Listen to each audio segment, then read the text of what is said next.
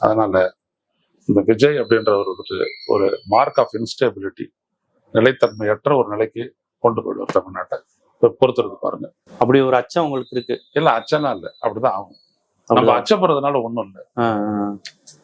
நம்ம அச்சப்படுறதுனால தமிழ்நாட்டுல 87 to 89 ஆளுநர் ஆட்சி நடந்ததா அலெக்சாண்டர்? எம்ஜிஆர் செத்ததுக்கு அப்புறம் இல்ல, எம்ஜிஆர் இருந்ததுக்கு அப்புறம் இவங்க வந்தாங்க, ஜானகி அம்மா. ஜானகி 1 month தான் இருந்தாங்க. ஆமா ஆமா, அதுக்கப்புறமே ஆளுநர் ஆட்சி தான். அதுக்கப்புறம் 89 ஆளுநர் ஆட்சி வந்தா என்ன நடக்கும்? அப்படி ஒண்ணும் இல்ல, டெல்லி ஆட்சி. டெல்லி ஆட்சி இருந்தது எல்லா மசோதா எல்லாமே இதாயிரும். எல்லாம் டெல்லி, எல்லாம் அதை நீட்டிக்கலாம், எல்லாம் பார்லிமெண்ட்லயே இதாகும், பட்ஜெட் பார்லிமெண்ட்லயே பாஸ் ஆகும். இங்க வந்துட்டு ஆளுநர் ஆட்சி நடக்கும். சிம்பிளா சொல்ல போனோம்னா ஒரே ஒரு சீட்டு ஜெயிச்சதுல பாஜக ஆட்சி, அந்த ஆட்சி இங்க நடக்கும். ஜெயிச்சிருக்க வேண்டிய அவசியம் கூட இல்ல, ஒண்ணு கூட இல்லைனாலும் பிரச்சனை இல்லை. ஆமா ஆமா ஆமா, மாநிலங்கிற கான்செப்ட் அடியா. ஆமா, அந்த இடத்துல தான் இவர் வந்துட்டு பதவி பிரமாணம் செய்து வைன்னு நம்ம சொன்னது, வேற ஒண்ணும் இல்லை. மற்றபடி இவங்க எல்லாம் சேர்த்து அப்படி பண்ணு அப்படின்றதெல்லாம் அந்த ஆபத்து வேணா தற்காலிகமா இல்லைன்னு சொல்லலாம். பட் இவர் வந்துட்டு கூப்பிடுறாருன்னு பார்ப்போம்.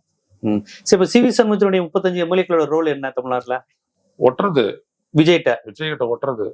முதல்ல விஜயோட ஒட்டுறது, அப்புறம் கட்டி பிடிக்கிறது, அப்புறம் காலி பண்றது. இப்போ விஜய் காலி பண்ணிடுவாங்க. விஜய வந்துட்டு அவங்க ஏங்க ஒத்துக்க போறாங்க? இப்படி வாங்க, சுத்தி கேள்வி கேட்டுட்டு இருக்கிறீங்க. விஜய் ஏன் அவங்களுக்கு தேவை? பாஜக தேவை ஒண்ணும் இல்ல, அவர்கிட்ட இது ஒரு ஸ்ட்ரென்த்.